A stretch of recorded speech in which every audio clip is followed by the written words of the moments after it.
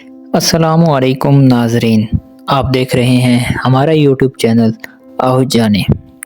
دوستوں، کیا آپ لوگ جانتے ہیں کہ زرداری صاحب کا نام مسٹر 10% کیسے پڑا؟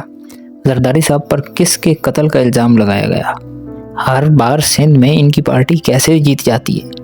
اگر آپ بھی ان سوالات کے جواب جاننا چاہتے ہیں تو یہ ویڈیو ضرور دیکھیں، لیکن اس سے بھی پہلے اگر آپ نے ہمارا چینل سبسکرائب نہیں کیا تو سبسکرائب کر لیں۔ تو چلتے ہیں ویڈیو کی طرف۔ دوستو، سب سے پہلے تو آپ لوگوں کے دماغ میں آ رہا ہوگا کہ میں نے زرداری صاحب کی بجائے ان کی جماعت پیپلز پارٹی کا ذکر کیوں نہیں کیا، کیونکہ ووٹ تو جماعت کو دیا جاتا ہے۔ لیکن میرے بھولے دوستوں، زرداری صاحب پیپلز پارٹی کے اکلوتے مالک ہیں۔ جمہوریت کی گردان کرنے والی اس جماعت میں جمہوریت نام کی کوئی چیز نہیں۔ الیکشن کمیشن کے ایکٹ 2017 کی دفعہ 208 میں سیاسی جماعتوں کے اندر انتخابات کی بات کی گئی ہے۔ اس ایکٹ کا یہ فائدہ ہے کہ کوئی بھی سیاسی جماعت کسی فرد واحد کی جاگیر نہ بن جائے۔ اس ایکٹ میں ہے کہ تمام سیاسی جماعتوں کے عہدیداران کا تعین انتخابات کے ذریعے ہی ہوگا اور انہی انتخابات سے پارٹی چیئرمین بھی منتخب ہوگا۔ لیکن جمہوریت کی تسبیح کرنے والی یہ جماعت پیپلز پارٹی کے اندرونی انتخابات کا اندازہ اس بات سے لگا لیں کہ محترمہ بے نظیر بھٹو کی وفات کے بعد مخدوم امین فہیم، یوسف رضا گیلانی، اعتزاز احسن اور قمر زمان قاہرہ جیسے سینئر لوگوں کو چھوڑ کر جناب آصف علی زرداری صاحب کو پارٹی چیئرمین بنا دیا گیا۔ اور اب میرٹ کی دھجیاں اڑتیاں دیکھیں کہ ان کے شاندار کیریئر کے بعد ان کے بیٹے بلاول بھٹو زرداری کو پارٹی چیئرمین بنا دیا گیا ہے۔ اس خاندان نے پارٹی کو جاگیر سمجھ رکھا ہے، اسی لیے میں نے پیپلز پارٹی کا نام استعمال کرنے کی بجائے جناب آصف علی زرداری صاحب کا نام استعمال کیا۔ تو دوستو، چلتے ہیں زرداری صاحب کے شاندار کیریئر کی طرف۔ زرداری صاحب پہلی دفعہ قوم کی نظروں کے سامنے تب آئے جب 1987 میں ان کی شادی محترمہ بے نظیر بھٹو کے ساتھ ہوئی۔ بیوی کے دور حکومت اور دور سیاست میں زرداری صاحب نے عملی سیاست میں تو حصہ نہیں لیا، لیکن بیوی کے شوہر ہونے کی حیثیت سے سیاسی اثر و رسوخ کا کافی استعمال کیا۔ 1990 میں جب بے نظیر بھٹو کی حکومت گرا دی گئی تو زرداری صاحب اغوا، بدعنوانی اور اختیارات کے ناجائز استعمال کے الزام میں تر لیے گئے۔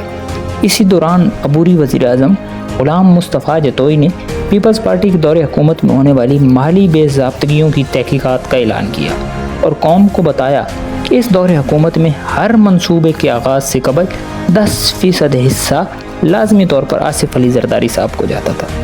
یہی وجہ تھی کہ آصف علی زرداری کو آج تک مسٹر 10% کے نام سے یاد کیا جاتا ہے۔ زرداری صاحب 1996 میں ایک بار پھر سرخیوں میں آئے۔ اس کی وجہ زرداری صاحب اور ان کے سالے مرتضیٰ بھٹو کے درمیان ہونے والی لڑائی تھی، جس کا خاتمہ مرتضیٰ بھٹو کے قتل پر ہوا۔ ان کے قتل کا الزام نصرت بھٹو اور مرتضیٰ بھٹو کی بیوہ نے آصف علی زرداری پر لگایا، لیکن پیپلز پارٹی کے دور حکومت کی وجہ سے اس کیس کی مکمل تحقیقات نہ ہو سکیں۔ محترمہ بے نظیر بھٹو کی شہادت کے بعد زرداری صاحب نے چیئرمین پیپلز پارٹی کا عہدہ خود سنبھال لیا اور ان کے نئے تابناک دور کا آغاز ہوا۔ ان کے دور حکومت میں ملک تباہی کے دہانے پر پہنچ گیا، بلکہ اس اندھی کھائی میں ہی گر گیا۔ 2008 کے الیکشن میں جب پیپلز پارٹی کی حکومت قائم ہوئی تو آصف علی زرداری نے جو پہلی 3 اہم ترین تعیناتیاں کیں تو وہ تینوں ایسے سابق اعلی افسران کی تھیں جن کو پہلے بھی کرپشن چارجز کی وجہ سے ملک چھوڑ کر بھاگنا پڑا تھا۔ ان کے دور کے پہلے وزیر اعظم جناب یوسف رضا گیلانی کو جب سپریم کورٹ کے حکم پر گھر بھجوایا گیا تو وہ جاتے جاتے ترک صدر کی اہلیہ کی طرف سے سیلاب زدگان کو دیا گیا ہار بھی ساتھ لے گئے۔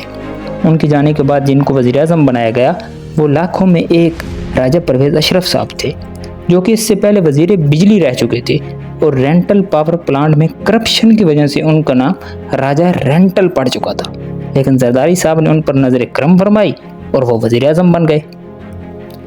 برلن میں قائم ٹرانسپیرنسی انٹرنیشنل کی رپورٹ کے مطابق زرداری صاحب کے دور حکومت میں پاکستان کرپشن انڈیکس میں 139ویں نمبر پر پہنچ چکا تھا۔ 2008 میں جب پیپلز پارٹی نے حکومت سنبھالی تو ان کے ورثے میں 6127 ارب روپے کا قرض ملا تھا۔ انہوں نے دن رات محنت کر کے 2013 تک اس قرض کو 14292 ارب روپے تک پہنچا دیا۔ लेकिन ये सब कुछ करने के बाद भी अब ये फिर हुक्मरानी के तलबगार हैं और हमारी खिदमत करना चाहते हैं। चलें लगे हाथों सिंध में इनकी हुकूमत का राज भी आपके सामने रखता चलो। सिंध को 2 हिस्सों में तकसीम कर लें ताकि बात समझने में आसानी हो। एक सिंध का देही इलाका जिसमें अभी तक वडेरा शाही काम। सिंध के देही इलाके को तालीम से मुकम्मल तौर पर दूर रखा गया। यहाँ के वडेरे हुकूमत सिंध में हिस्सादार हैं और इन वडेरों के कहे बगैर यहाँ पत्ता तक नहीं हिल सकता। अगर सादा अल्फाज में समझाऊं तो सिंध की गरीब आवाम अभी तक भी आज़ाद नहीं हुई। यहाँ वडेरे ने इशारा करना है, इन्होंने उसी को वोट देना है और तमाम वडेरे पीपल्स पार्टी के पालतू हैं। अब चलते हैं सिंध के शहरी इलाके की तरफ, जैसा कि कराची। यहाँ बड़ी अच्छी तरह मनसूबाबंदी करके असातिज़ा, पुलिस और ब्यूरोक्रेट पीपल्स पार्टी ने अपने नाअहल बंदे लगा रखे हैं जो उनके हुक्म के ग़ुलाम हैं। जब भी इलेक्शन हो ये तीनों तबके पीपल्स पार्टी की नाजायज़ औलाद का किरदार अदा करते हुए अवाम के फैसले को धांधली के ज़रिए बदल देते हैं। ये हालिया बल्दियाती इलेक्शन की मिसाल आपके सामने है। जमात इस्लामी को जीतने के बाद भी ज़बरदस्ती दीवार के साथ लगा दिया गया। ये तमाम बातें सामने रखते हुए मैं इस नतीजे पर पहुंचा हूं कि कोई भी जी शऊर इंसान पीपल्स पार्टी को सपोर्ट नहीं कर सकता। वीडियो में मौजूद हमारी मालूमात अगर गलत हैं तो कमेंट्स में ज़रूर इस्लाह फरमाइएगा। अगर आपको हमारी वीडियो पसंद आई है तो लाइक, कमेंट और शेयर करना न भूलिएगा। जल्द ही मिलते हैं नई वीडियो के साथ, तब तक के लिए अल्लाह हाफ़िज़।